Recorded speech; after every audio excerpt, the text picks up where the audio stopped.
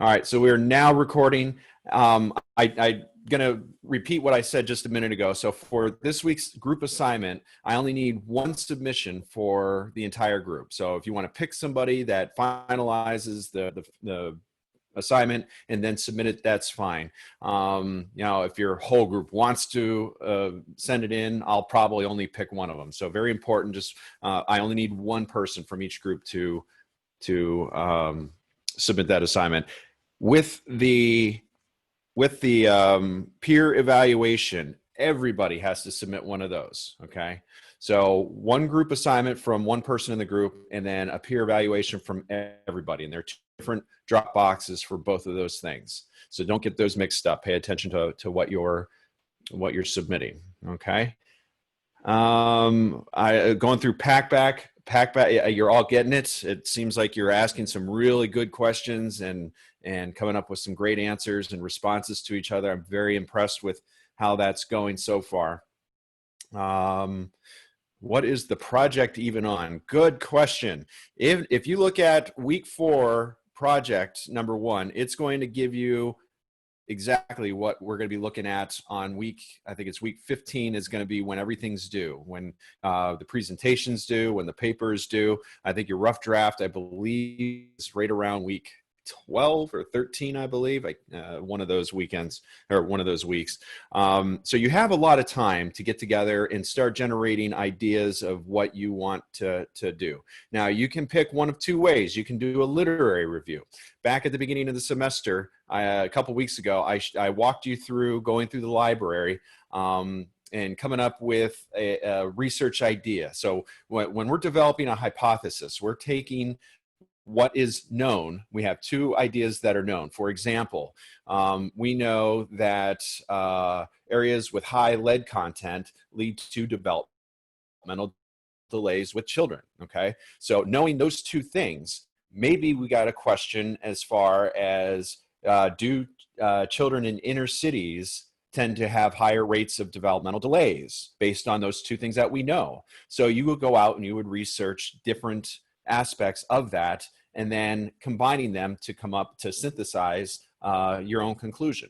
Okay, so that's how you really develop a literary review, or not a literary review, a research topic. The other thing you can do is some kind of observation. Now, with observations, I do ask that you request that if you have an idea for an observation, let me know first. Especially if you're going to be observing children in any way, because you would need certain permissions if you were to interact, for example, or if you were going to change their environment or learning structure in any way. You really need approval before you do that. So if it's an observation, or if you're doing something within each other, around each other's environments, and you can give your own permission, that's okay. But yeah, if you're going to be interacting or changing the environment of any participants or children especially, I would definitely need to be aware of that before you do anything. But other than that, yeah, that's any questions before we get to today's lesson? I have a question. So I know that I got put into a group because I did the survey, and then I got an email from one of the people that was in my group. But when I tried looking for who was in my group on D2L, I couldn't find the discussion that you were that you talked about in the email. Okay. Do you know what group you're in? No. Okay. So when you go into content, group project discussions, what comes up for you? Yeah, all it comes up is a typed out version of what each week, what we're doing in each week, but there's nothing else for me to click. So below that, there's nothing below that, all that text? No. Okay. Hang back after class here and we'll figure this out. Actually, I'm showing you in group G. I was the one that couldn't get onto D2L, and I had to work with IT for 2 weeks just to figure out why my D2L wasn't working. Okay. So let's do this. Whoever's having problems with accessing their groups, let's hold back. I have just a couple of concepts and theories that I want to share with you today and explain through them. And so we won't go too long today, but once we get to a good stopping point, we'll go ahead and answer those questions and address those concerns. Okay. Sound like a plan? Yeah. Any other questions on anything before we get moving? The dream journal. Dream journal. We should not have a dream journal. Okay. Are you seeing a dream journal somewhere? Yeah, it was on week 4 on the overview. I didn't know if it was for us, but it said something about a dream journal.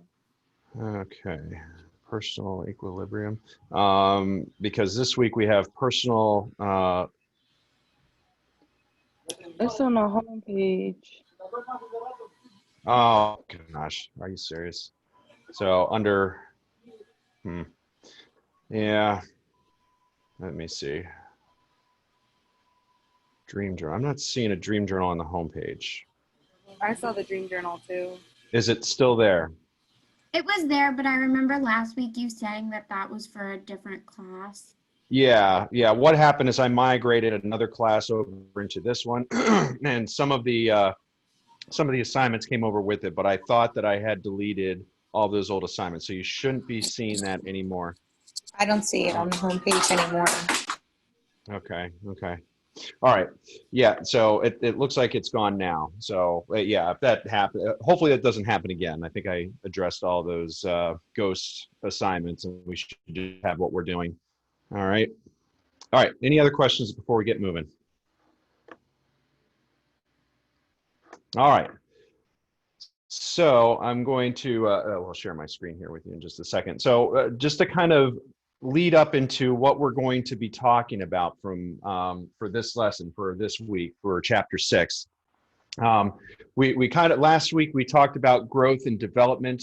We got through a lot of the prenatal just to talk about how the development of the nervous system and the body and the organs and everything starts growing and piecing together. So fast forward, we went through the neonatal, which there are some growth periods that happen during those periods, but we're going to focus today on more of the learning aspect as we get a little bit more into some of these topics. So one of the prominent theorists who was Jean Piaget, who theorized that we start learning things in certain stages and certain phases. And while we can't really predict exactly what age certain things happen, I mean, we have an average, we have a range of when children should be hitting these milestones.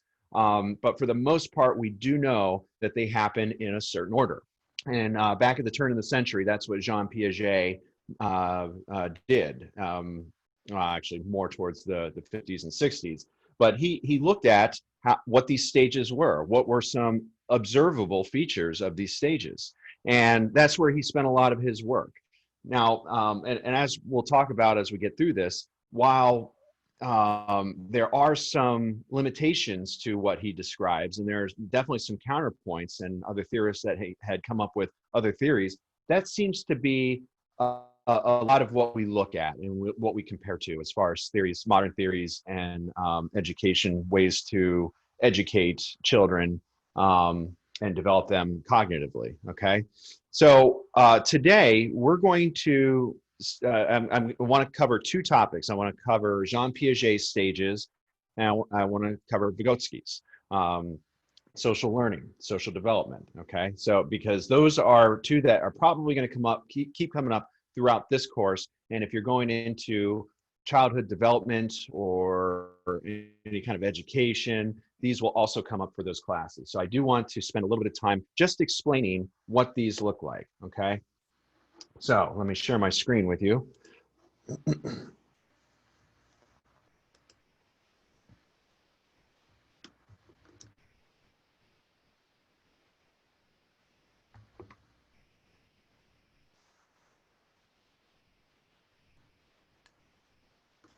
All right.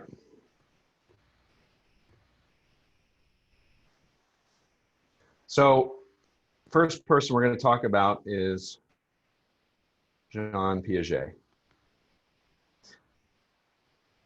He was born right around the turn of the century in and spent most of his life in Switzerland doing his work. And he, if I remember correctly, I think it was right around the 1980s is when he died. So he lived a long life, and he contributed to a lot of what we know about cognitive development today. Okay, so he coined his theory, cognitive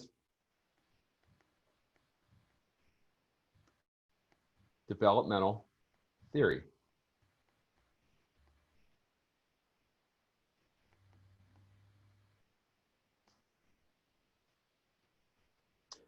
Actually, my pen is a little too thick here today. So he proposed that these happened in 4 different stages. And before we get to those stages, there's a couple of things that a couple of terms that I really want you to be familiar with, okay? Because he looked at cognitive development in terms of adaptation,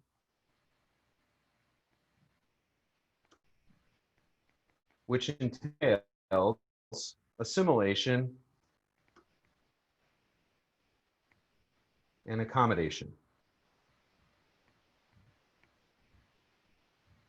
So what Piaget proposed is that when we encounter a new stimulus in our environment, let's say, for example, I like to use the example of so my daughter, when I'll never forget this, that she loved our dog. I mean, it was her dog. We got the dog about the time that she was born, and she grew up with, and her name was Cheyenne.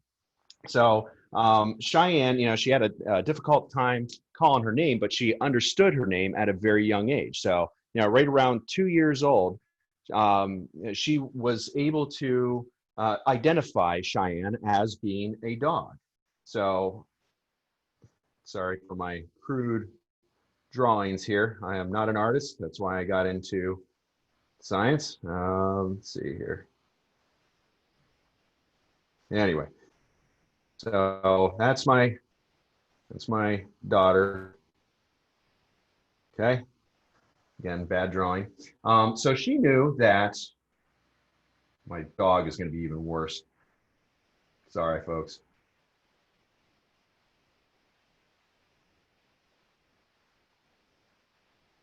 Looks like a pit bull. It's not a pit bull. She was actually a husky.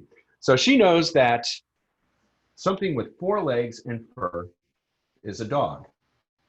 Okay, she knew that. She grew up knowing that. So one day we're driving along and we see a cow out in the field. And so what do you think her first thought was? What do you think she assumed that animal was out in the field? A giant dog.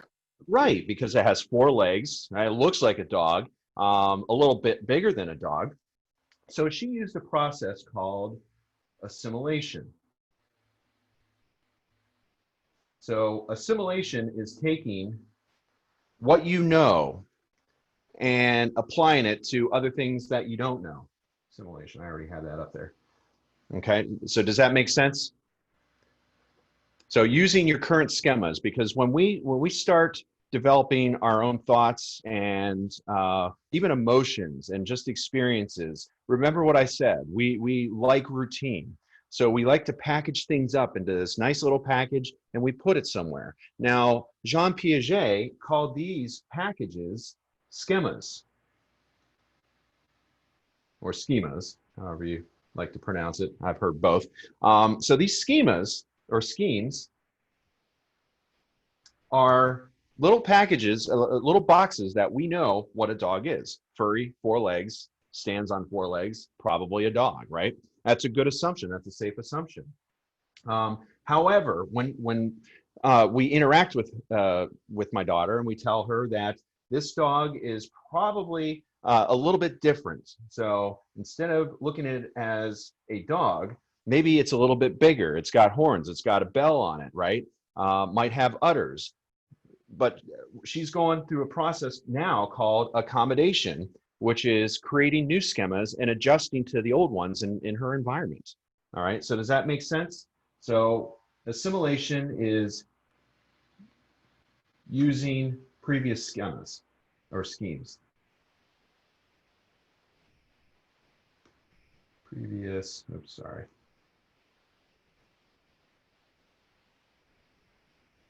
And accommodation is creating new ones. Okay, now that's going to be really important when we start talking about Vygotsky's social learning, because he kind of puts a different spin on that, where we're using knowledge that we previously knew or that we previously experienced to create new experiences. Okay, so anyway, that's in a nutshell what assimilation and accommodation, how they play into adaptation. Okay, so the other terms I'd like you to get to know is equilibrium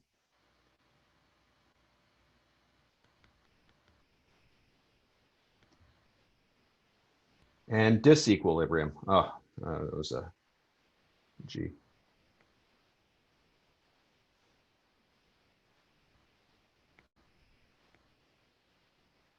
So equilibrium, that's when, that's what we would consider a steady state. So what do I mean by that? So when I was, our interaction with my daughter, for example, is she knew that she had a pretty good grasp on what Cheyenne was, our dog. She knew it was a dog, right? Because that made sense. There was really no disconnect. There was no discord. We didn't correct her. So that we can say that she was more in an equilibrium, and she was able to accommodate a little bit more because she felt safe in her environment to do so. Disequilibrium is a state of rapid change, in which they shift from assimilation, because remember, assimilation makes sense. It's based on things we already know, to things that we don't know. So what do you think a child would be at? What state would they be at if they are 4 or 5 years old and we drop them off at school for their first day, either preschool or kindergarten? Do you think they're going to be in equilibrium or disequilibrium? Disequilibrium? Yeah, why? Disequilibrium. Yeah, why would that be? Because it's like it's a new environment, and it's like their first time being away from parents for like a long period of time. Right, so their focus is on assimilation or accommodation. They have nothing to associate with. Right, all this new stimuli. So is it accommodation or assimilation that's really occurring in disequilibrium? What'd you say? Any guesses? Accommodation. Accommodation is the focus of disequilibrium. Remember, because they're forming new schemas. Before they went to school, they were experiencing a state of stability. Things made sense. They knew where they were getting their meals every day. They knew the faces around them. And then you put them into a social environment where everything changes, and they're just in this rapid state of change and trying to create more. No, too many. I didn't have another M in there. My spelling is horrible today.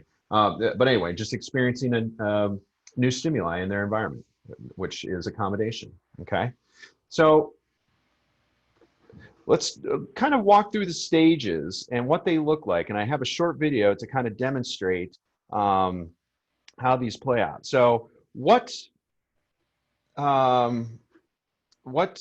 Piaget proposed is that we have 4 stages.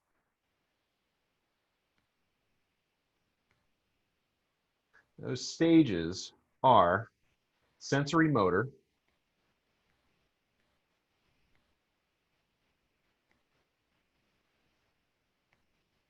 pre-operational,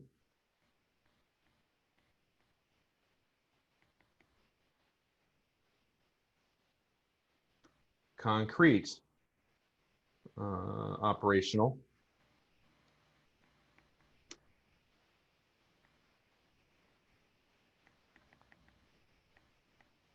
and formal operational.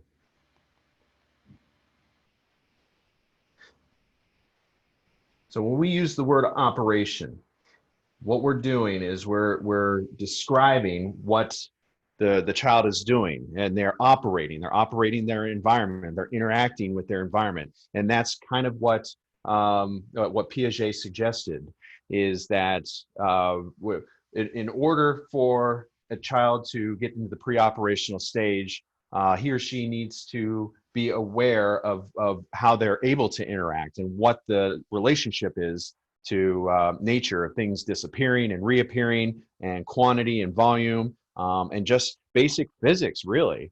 Is the sun comes from the sky and everything falls to the ground. These are very basic things that they learn in sensory motor stages. So before they can get to pre-operational and understanding and breaking out of that egocentrism, they really need to start working towards understanding how laws of physics work. And they may not be physicists, but they're going to know that if I fall down right now, I'm going to hit the ground and probably get hurt, right? So that all occurs in sensory motor stage. So sensory motor. Go ahead. Oh, I had a question. Is this like the object permanence and stuff like that? During sensory motor? Yeah.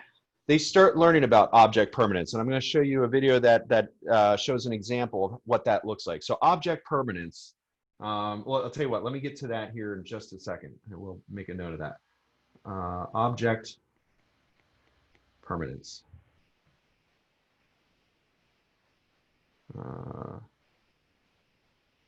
All right, so sensory motor happens about from birth to about 2 years old. Okay, again, these are very loosely used. Some children might negotiate sensory motor stage in a year. Some might take 3 years. Okay, so it's just kind of an average.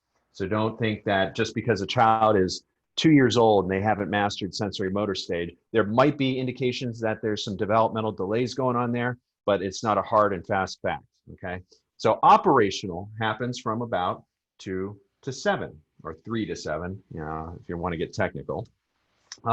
Concrete operational happens from about 7 to 11, and then formal operational occurs from 11 to adulthood. Now remember, I think when we were talking about biological perspectives, we had mentioned that what part of your brain continues to grow into adulthood? Does anybody remember?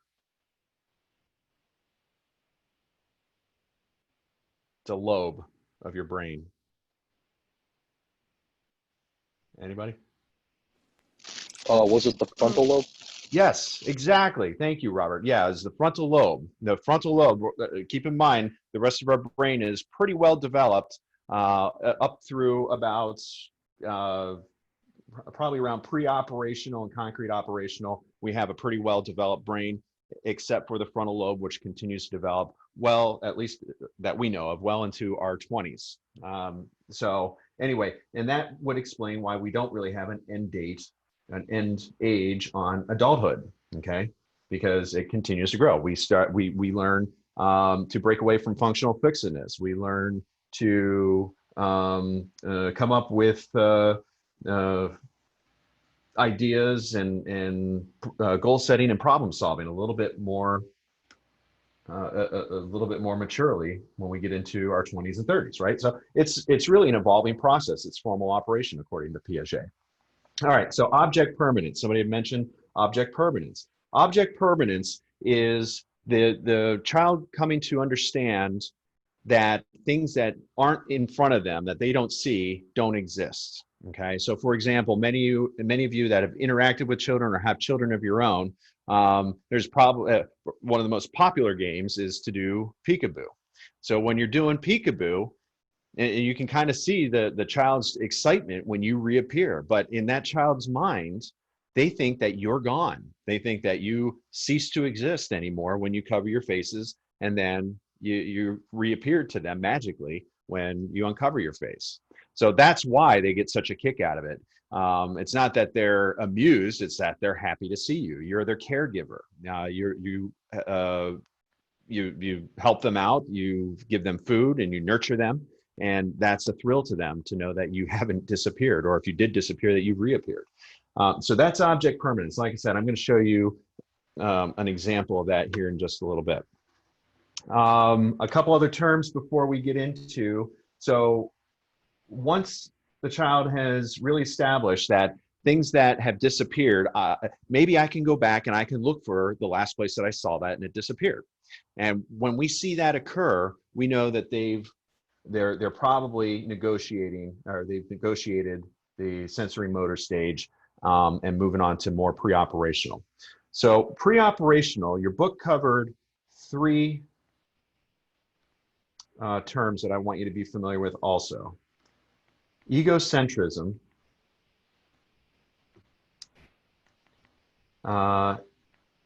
animism, and centration. And again, I'm going to show you examples of all of these. I like using the egocentrism because what it does is it really illustrates the child's thought process as far as they are the center of the universe. They are the center of their worlds and probably everybody else's world. And probably one of my greatest examples, my daughter's going to kill me because I use so many examples involving her, but she was by far probably my most entertaining child. So she had, when I was on a business trip with the military, it was away from home, out of the United States. And I remember calling her and I talked to her on the phone and spent some time catching up with her. And she was about, I think about 4 years old, 4 or 5 years old.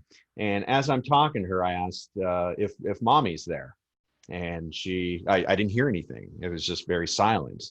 And I said, honey, is mommy there? Nothing, dead silent. And then her mom picked up the phone and said, she's over here just shaking her head. So what was she doing? What was she doing in that moment? Was she answering me? Yeah. She was But you answering. couldn't. She thought you could see her. Right. She wasn't able to wrap her mind around.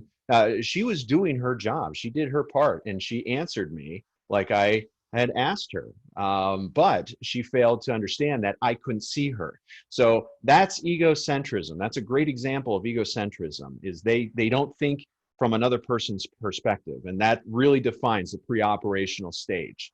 So they are the center. Oops.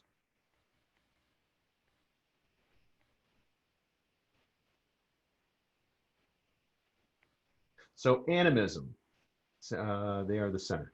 Animism is assigning like a personality, assuming that an inanimate object has feelings. Now, many of you can probably relate to that growing up. What did you project animism onto, like inanimate or non-living objects? Does anybody have examples? Dolls, teddy bears, right? We named our teddy bears. We tucked our dolls and teddy bears into bed, right? So we are projecting, we are assuming that non-living objects have life or personalities or represent life in somehow.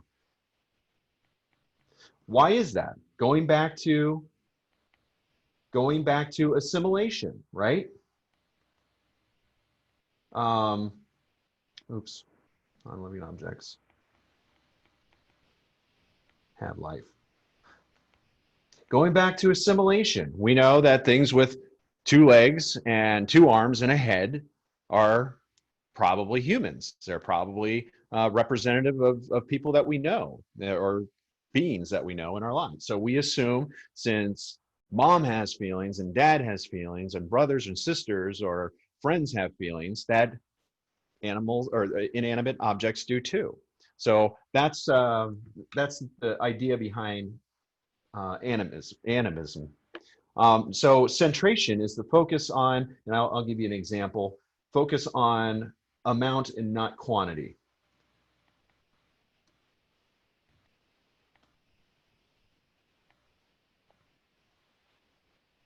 So again, I'm going to give examples of my kids, I had given, we ordered pizza one night. And of course, my daughter's younger than my son. So we cut up her pizza into smaller, more manageable pieces. Well, my son's a little bit older. So we gave him one slice of pizza and we gave her about 2 or 3 smaller slices. My son was upset. He got really, really upset. Why do you think that is? Cause it look like you Thought gave you your gave her daughter more. more. Right. She had more portion, more slices than he did, and that upset him. Even though he had the exact same slice, same size of slice, it looked like she had more. So that's centration. All right. So concrete operational. It's when we start negotiating. Egocentrism reduces. Animism. We are able to ascertain an observation from a child that living objects don't have life, okay? And centration, this gives us an indication that concrete operational is occurring. Now, concrete operational, it's not quite adulthood yet, because what they're doing is they're able to think a little bit more critically. They're able to manipulate images and numbers in their minds to help them with mental operations. So we're seeing at this age, 7 to 11, we're seeing better math skills, we're seeing better language skills, right? Better way, they're learning analogies. What are similarities in certain situations, right? So that happens in concrete operational. And of course, formal operational is when they can start thinking hypothetically. And again, I'm going to show you this in the video. Hypothetic and abstract thinking.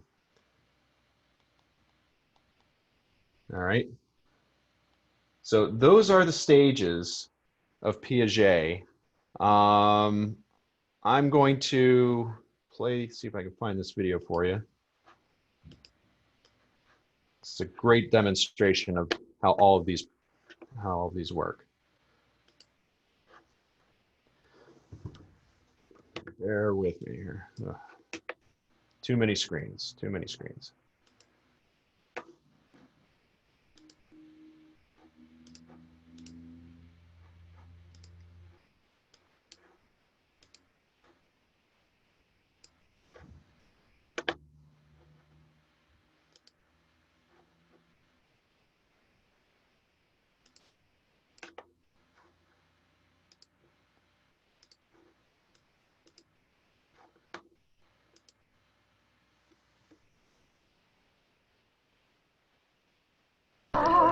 New babies aren't quite sure what happens to objects when they leave their sight. Sky's mom keeps disappearing and reappearing. No wonder peekaboo is so much fun. During their first year, however, infants will learn an important concept: object permanence. Everything has a life of its own, even if it is out of sight. At Maya's age, babies know to look for the object, but they might not have everything else straight. 10-month-old Simon is about to make a classic mistake.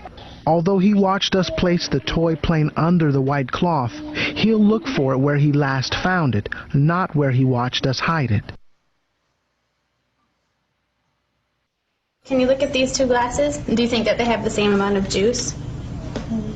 You think they have the same? Okay. Now we're going to pour this juice into this glass.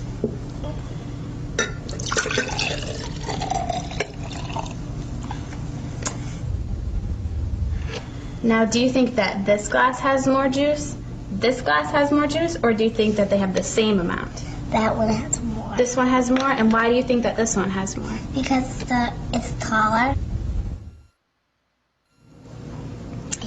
Okay, you ready? Yeah. Okay. Does this row have more quarters? Does this row have more quarters, or do they have the same? 1, 2, 3. Wait. 1, 2, 3, 4, 5. 1, 2, 3, 4, 5. They're both the same. They're the same? 5, 5. Okay.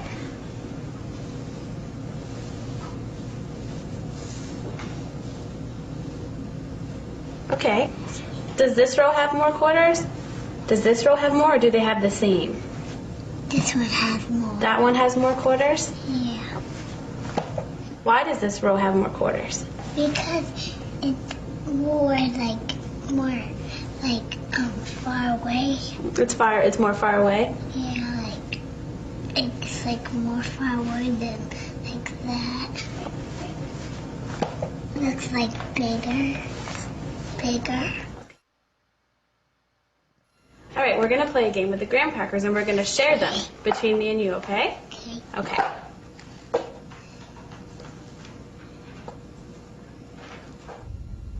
Do you think that we shared those fairly? No. No, why not? You have those and I have this one. Well, what if we try this? Okay, can I put this down right there? Okay. Now is it fair? Yeah. Yeah, why is it fair now? Because we both have two. Can you tell me what you see when you look at that from where you're sitting?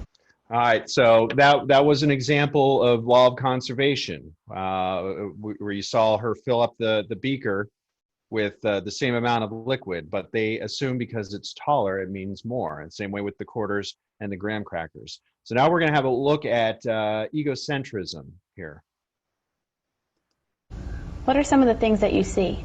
And a cat. A cat. And a tree and a bone. Okay, now we're going to do the same thing. Can you tell me what you see when you look at it from that stool? An owl. An owl? And him. What is that? A goat. A goat? Yeah. Okay, is there anything else you see? Yeah, right there. Right there, what is that? A tree. A tree. And that's another little tree. Another little tree? Yeah, right. Okay. And can you tell me what I see when I look at this from where I'm sitting right here? An owl. Okay. And a goat. Mm-hmm. And a little tree. And that. And that. All right, so what did you observe there? What happened? He forgot about the cat in the bigger tree on the Right, other side. because she asked him, "What do I see?" And what did he assume that she sees? The same thing that he sees. Right, what he sees, exactly. So from his perspective. So a child that has negotiated and gotten through the egocentrism would be able to maybe even move his chair or move their chair over to her perspective to see if they're seeing the same thing, okay? So first we're going to look at these two cups right here. Do you think there's the same amount of juice in this glass as there is in that glass? They're even. They're even? Okay. So we're going to take the juice from this glass and pour it into this one right here. Okay.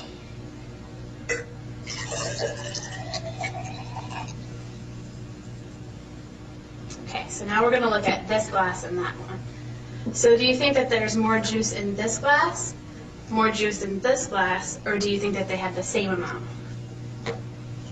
Same amount. Okay, why do you think that they have the same amount? Just because this is skinny doesn't mean it's not the same amount. See what she did there? She is now making assumptions that the same amount of liquid does not change based on the shape. So taller is not more for her. It has the same amount of juice in it, but this one is just wider and this one's skinnier, but they have the same amount of juice in it. It says, if you hit a glass with a hammer, the glass will break. I knew that. And then this one says, Dawn hit a glass with a hammer. I knew that too. So what happened to the glass? It broke. It broke. Why did it break? Because the hammer's hard. If you hit a glass with a feather, the glass will break. No, it won't. And this is the second rule. Dawn hit a glass with a feather. What happened to the glass? Nothing. Nothing happened? Why didn't anything happen? Because the feather was soft. So what's happening here is we're seeing a mix of egocentrism and not law of conservation, but egocentrism and formal mental operation. So he knows based on certain rules that certain things are going to happen, but he's using his assimilation to project on what is actually going to happen regardless of what rules that she gave him. So she gave him 2 rules: that a hammer and glass will break the glass, a feather and glass will break the glass, right? Those are the rules, but he's using assimilation and making further assumptions, which winds up being, I mean, he's probably correct, but based on the rules, they're not correct. So he hasn't really thought outside the box. He's not thinking hypothetically yet.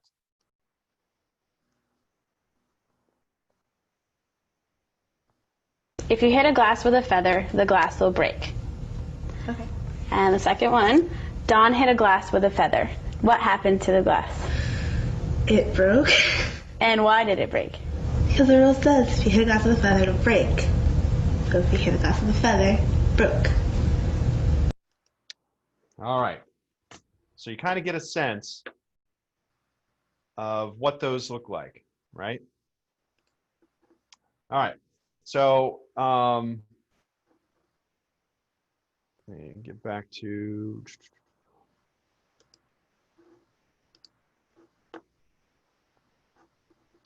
sorry. Stop sharing. There we go. All right. So we kind of get a sense of what those stages look like. Any questions on the did those videos pretty well illustrate what's happening here? Yeah. Okay. All right. Good. So anyway, just to wrap up what Piaget's models are, it's great for recognizing that we have individual milestones and differences between us, right? It's very sensitive to children's readiness to learn and emphasizes exploration as opposed to hitting certain stages. Like, for example, what would be some of the dangers? Let's just use potty training as an example. If we force a child to potty train and we make assumptions that by the time they're 3 years old, they should be fully potty trained. What's the danger in that assumption? Some people might. Oh. Yeah. Now you go. Some people might think if their child isn't potty trained yet that like something might be wrong. Right. And what might occur is there might be a negative interaction between that child and that parent, because that parent or that caregiver is really forcing that child. And what we might see is negative behaviors arise from that. We might see more accidents happen. We might see attitude problems or personality conflicts arise out of that. So you got to be very careful with that and understanding that the environment builds the interaction with the environment promotes growth within that child. Okay. Some weaknesses are that is it really underestimates the cognitive competence. So it's making assumptions that every child is the same and should go through these. And while we do see similarities, that is absolutely not the case. So that might make some dangerous assumptions and again lead to some interactions that are negative. Okay.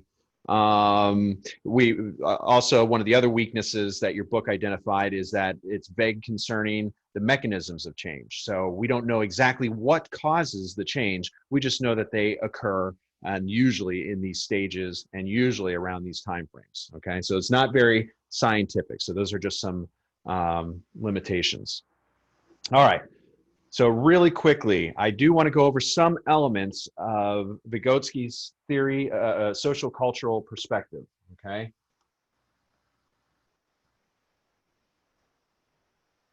Oops, I'm not sharing my screen, I don't think.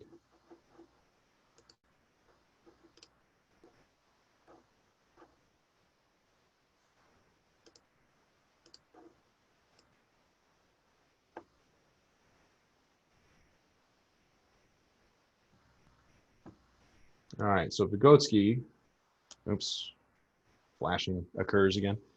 Vygotsky's sociocultural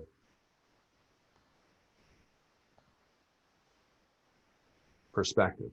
Now, what was unique about Vygotsky's perspective, Vygotsky's theory, is that it really incorporated more of the culture and the environment of the child. Okay, so for example, one of the limitations that we talked about with Piaget's model is that it's really confined to westernized cultures. Whereas if we go to a collectivist culture, like maybe in Asia or Middle East or something, it might be a little bit different because there's more collectivism. There's more of a collectivist mentality there. So we're not going to see milestones happen similar to what Piaget had mentioned. So he proposed that there were 4 elementary functions.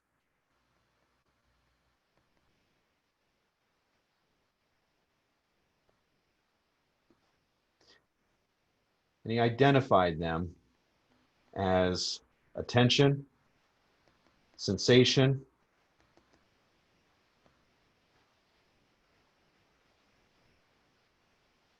perception, and memory. Right? Makes sense, because that's how we take in the world around us. That's how we, memory, not memory.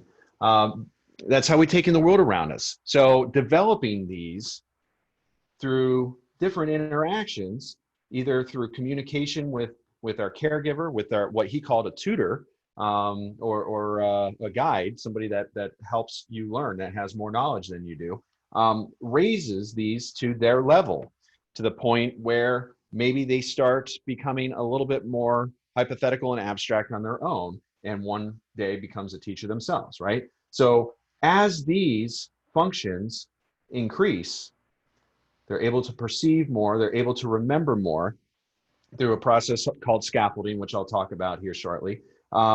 We now develop higher functions. Okay, makes sense. Nothing too mysterious about that. Okay, one of the other things that he proposed, and again, I talked about this with tutors. So he termed them tutors. So tutors are anybody that has more knowledge than other, is what he called. More knowledge. Sorry. So anybody. So for example, we have actually, do we have a tutor for, I don't think we have an assigned tutor for our class. But if we did, that tutor would be somebody that has gone through the class, that has probably got an A in the class. Usually, I think that's a requirement for that. So that tutor has more knowledge than the student, or more knowledge than the other. So if, for example, if you consider maybe a task that you grew up and you had a difficult time with, does anybody have an example of that? Like something they know today or that they encountered in the past that somebody had to teach them to do? Mine was riding a bike. Okay, that's a good example. Yeah. So how did you learn how to ride a bike? Was it somebody taught you, or did you learn it on your own? Yeah, someone taught me, Mm-hmm. and then I kind of picked it up on my own. But I didn't learn until I was like 18, so like a year ago, maybe a summer ago. Okay, so you learned last summer to ride a bike. Yeah. Okay. So what occurs in that moment is somebody gave you some ideas. You were ready to learn. You were in which I'll talk about here, the zone of proximal development. But you were ready to learn. You had a reason to learn, and you had enough information to kind of pick up what you could, but you needed a tutor to guide you through that, right? Yeah. Yeah, absolutely. Great example. So speaking of, so the zone of proximal development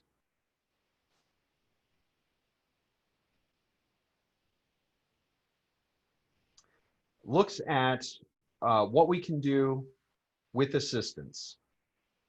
So for example, how many of you are in math fields? How many of you have taken calculus? I have. Okay. Okay. I'm So in pre-cal. what's that? I didn't take calculus. I only took pre-cal. Okay. So chances are you probably had some upbringing in math. You had to take what classes? Like algebra 1, 2, and probably algebra 3, trigonometry. Geometry, trig, and then pre-calc and calc. Right, right. So what they were doing is they were building on your knowledge, and they took very basic information that you knew from basic arithmetic, and they started expanding on that until you're able to get into calculus. So for those of you, and I'm included in this, how many of you, if you were thrown into calculus today, you think you could probably get a passing grade? Not I. Now, I probably wouldn't either. Okay, Cause because I we didn't, I don't. didn't, Go I ahead. didn't have all them classes. In my high school, we kind of just did algebra, then Mhm. we went the geometry, and then algebra 2, and then went straight into pre-calc and calc. Okay, okay. So you had to be brought up into that field, right? You had to be acculturated to it, I guess. So we look at this on a continuum, kind of, versus what we know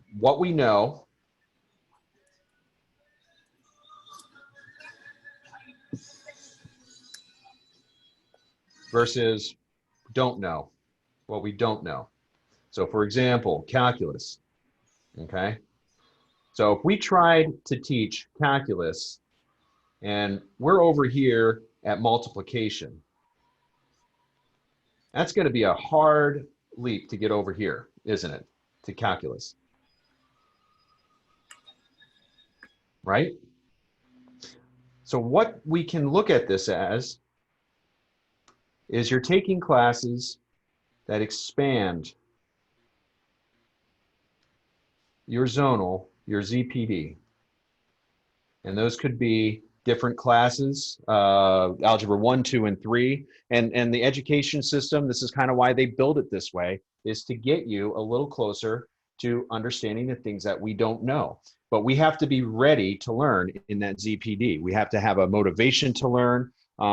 We have to have a good background in what we call scaffolding to know that, because it would just be a very difficult, if not impossible, task to teach us something this far out here if we don't have the background. So in an essence, that's what zone of proximal development and scaffolding is. Okay, so we can kind of cover two of those terms with that. Scaffolding, spelled like that. Okay. All right. I'm going, so I guess it's worth mentioning because we're going to cover it again. I'm not going to go too much in detail with Vygotsky. Also talked about language, and how we develop language is really how we develop as people, not only socioculturally, but intelligence, being able to pick up new tasks, because we do everything through transmitting information, don't we? That's what I'm doing right now. I'm transmitting information. I'm basing what you probably know, many of you have had life experiences with, and I'm putting terms to that. So your zonal proximal development is pretty wide, and I'm using that to inject terminology and principles to that, which makes it relatable and makes it more learning. But I'm also using language to do that, and your ability to think in terms of language is helping you to be successful in this course as well. He also proposed that we have private speech, that we talk to ourselves. And you think about that. Maybe there's an example that you use. I know when I get really tired, like when I was putting your groups together on Thursday, I was doing a lot of self-talk, not only internally, but externally, because hearing myself say it helped me keep on my task a little bit better. So, but we engage in that at a young age too, right? What would your guess be? Do you think children or adults are more likely to talk to themselves? Adults. Any other guesses? Children. It's actually children. Yeah, good guess, but it's actually children. Because we promote that. We get them to start thinking in terms of language. Now, as we grow a little bit older and into adulthood, that outside communication, that external speech kind of turns inward. We start thinking in terms of language as opposed to externalizing and talking to ourselves. And you look at that when we get into play therapy, that's going to be a big role. How is their imagination? How are they talking to themselves? What is that dialogue? Because that's very important to their development as well. Okay, so I know I kind of whipped through Piaget and Vygotsky's sociocultural perspective and cognitive development theories, but hopefully it was a little bit more of an illustration of what your book presented, and it's helpful to you. Okay, any questions on what we covered in the lecture today, or anybody have anything to add? Okay, great. So I'm going to stop the recording here.